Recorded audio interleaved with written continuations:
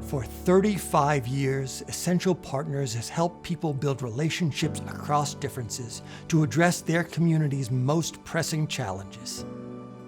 Essential Partners has supported communities in all 50 states and around the globe.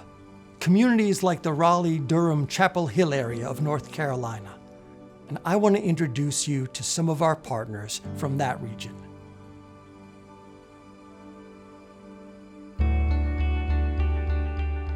Can you talk a little bit about divisions and conflicts that you see in this community that are part of what makes life difficult to navigate?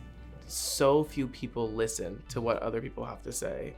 You know, we're so divided, partisan-wise. People think the other side is, so evil. It's because they're hearing all this misinformation. I had a dialogue just yesterday, actually, with the sophomores talking about the election. How are we thinking about policing, and how are we thinking about people within those communities? The things like racism, classism, sexism. Because I am part of the LGBTQ community, I really wanted to create a safe place where people can talk about their identity, where they think they belong in the community. The overall level of polarization, I think, in our society is showing up in workplaces. People are really having a hard time even listening to someone who has a different opinion.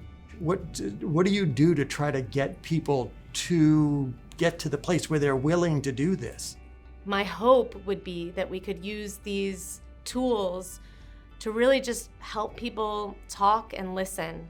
Not even necessarily to change minds, change opinions, but really just to truly listen to each other and truly hear each other. For me, it's listening, taking self out of the way and actually listening. The connections that we help create through the questions that we ask and the stories.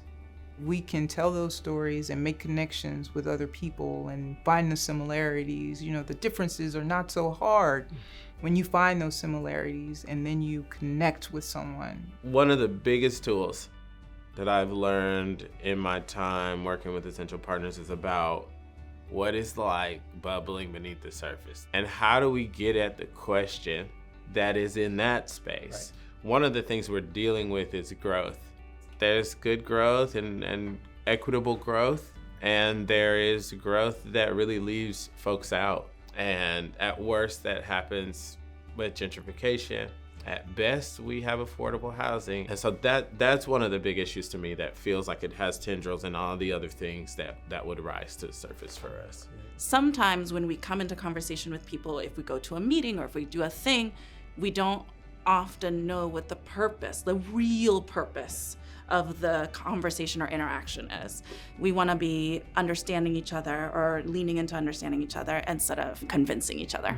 It's a really unique platform to actually talk about the election without getting political, honestly, and without saying, I am a Democrat, I am a Republican. They still managed to get across to a common ground and find out where they agreed and disagreed.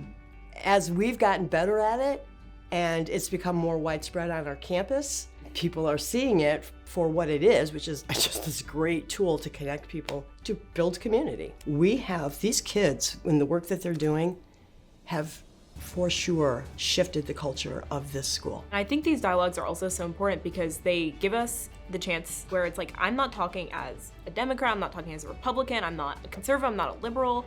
I'm just a human person with my own experiences and views. The ability to be able to break all those barriers down and to just have a normal conversation where you're just sharing perspectives and ideas with each other. I feel like that is the best way to resolve these issues and that conflict. What's possible? What's not possible? We have students, we have universities, we have clergymen, we have lawyers, community members. Can you imagine if all of those people got together and started having dialogues, what the world could look like? The sky's the limit.